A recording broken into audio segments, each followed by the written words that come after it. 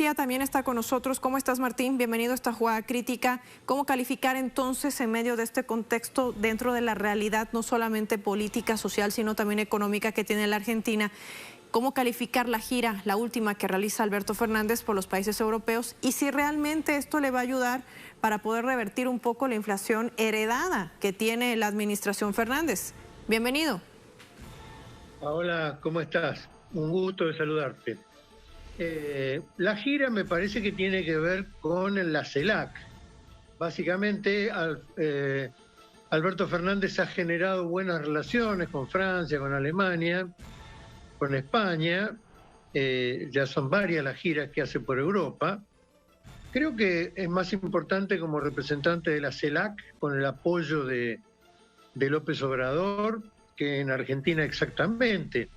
Pensemos que Lula es un gran candidato a ganar las elecciones en Brasil, y Lula más López Obrador más Argentina sería una enorme unidad para generar un desarrollo de su continente que tiene la posibilidad, incluso se está hablando de una moneda común a la manera de la Unión Europea, con lo cual le daría una cantidad de millones de habitantes y un potencial de riqueza y de superficie, tanto marítima como territorial, muy importante para la economía de Sudamérica, y entonces instalarse con un proyecto propio en el concierto de las naciones, en este marco de la multipolaridad. Me parece que esa es la perspectiva de la cita de Alberto Fernández con algunos mandatarios europeos. Me parece que está claro que hay una declinación del poder de Estados Unidos. De hecho, esta reunión que plantea de América con tantos países que quedan fuera de la invitación muestra el declive de Estados Unidos, como lo muestra también su participación, digamos, en el conflicto de la OTAN con Ucrania y con Rusia. Yo creo que Argentina con México y con Brasil van a buscar un espacio propio basado en la buena relación con Rusia. China, esta posición de asistir a la próxima reunión del BRICS, Argentina con Sudáfrica, con Brasil, con China, con Rusia, le genera una inserción diferente a este continente. Me parece que eso es lo destacado. Por otro lado, Argentina ha tenido una colonización original de los ingleses, que han formado una oligarquía a la manera de la nobleza inglesa, que son los dueños de la tierra, y ellos han desarrollado siempre una visión antinacional y pro-inglesa en Argentina, que lo ha puesto, digamos, en una posición difícil. Cada golpe militar ha buscado fortalecer esa dependencia de Argentina con los anglosajones, y lo mismo ha pasado con Macri, que ha sido un gobierno de delincuentes, digamos, que han inventado una deuda externa inexistente en la necesidad, solamente para negocio de los socios de Trump y los socios de Macri, con los intereses que pagó la Argentina en pesos, y que después necesitaba dinero de dólar para poder sacarlo de Argentina y llevárselo a sus paraísos fiscales. Ahora, lo que tú dices, Martín, no deja de ser absolutamente interesante y a la vez cierto, porque como presidencia pro tempore de la CELAC es una buena alternativa por dos aspectos. Uno, el de crear este fondo, ha dicho, para poder renegociar las deudas de los países con menores ingresos económicos, es decir, que no tienen condiciones igualitarias con el Fondo Monetario Internacional, que ha sido un aspecto también muy bien recibido. Por otro lado, está también el hecho de poder, de alguna manera, recuperar la soberanía sobre las Islas Malvinas. Quizás sea una de las plataformas interesantes para la Argentina. Y tercero, la gran pregunta, cuando tú nos decías el declive de Estados Unidos, ¿podría entonces la CELAC de alguna manera servir para reemplazar a la Organización de Estados Americanos, que tan cuestionada está siendo en los últimos tiempos y que se sabe además de su accionar en los procesos y gobiernos democráticos? El último caso lo veíamos de manera vívida el año 2019, que participó además la OEA con un informe preliminar, no final, sobre las elecciones de 2019, dándole así o garantizando el golpe de Estado contra el entonces presidente Evo Morales. En esos aspectos, ¿cómo hacemos la lectura?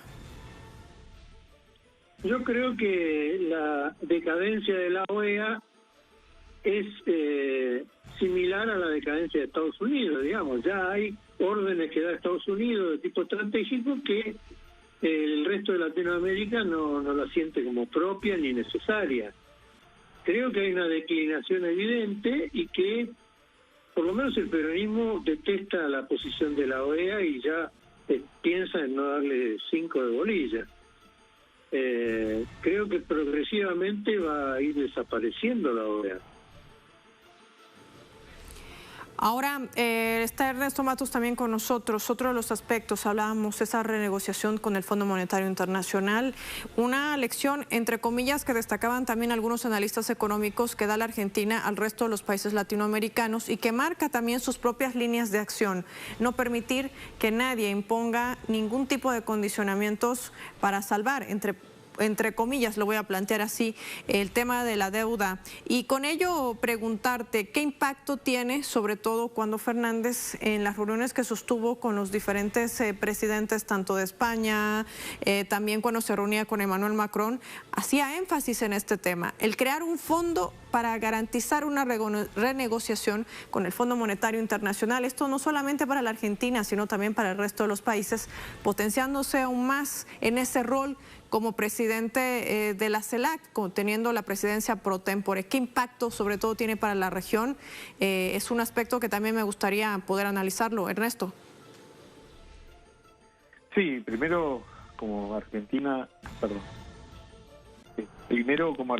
está presidiendo la CELAC, creo que está claro que el aspecto en el cual Argentina se suma a México a pedir que la reunión de las Américas esté en los países que no están siendo invitados, me parece una decisión que hay que poner sobre la mesa, digamos, ¿no? Está claro que la Argentina no puede irse a experiencias como la OEA, digamos, libremente, sin plantear esas problemáticas, después de que la OEA avalara el golpe de Estado en Bolivia. Y por otro lado, justamente lo que se ve a futuro en términos de la región y de lo que tiene que ver con el Fondo Monetario, se hace necesario recuperar, si Dios quiere, los países de la América recuperen a Brasil, volver a pensar este Banco del Sur, pero el problema está planteado ahí en términos técnicos, digamos, ¿no? Ahora, en la situación del tema inflacionario que registra el país, Ernesto, hemos perdido contacto contigo. ¿Nos escuchas? Sí, Alex. Hemos perdido la comunicación con Ernesto. Mientras retomamos el contacto con nuestro invitado, preguntarte, Martín, ahora, ¿cuál será entonces el desafío de la Argentina en medio de la presidencia pro tempore de la CELAC, más aún con este tipo de encuentros que ha desarrollado con distintos dignatarios, sobre todo en Europa? ¿Cuál crees que sea el desafío más importante?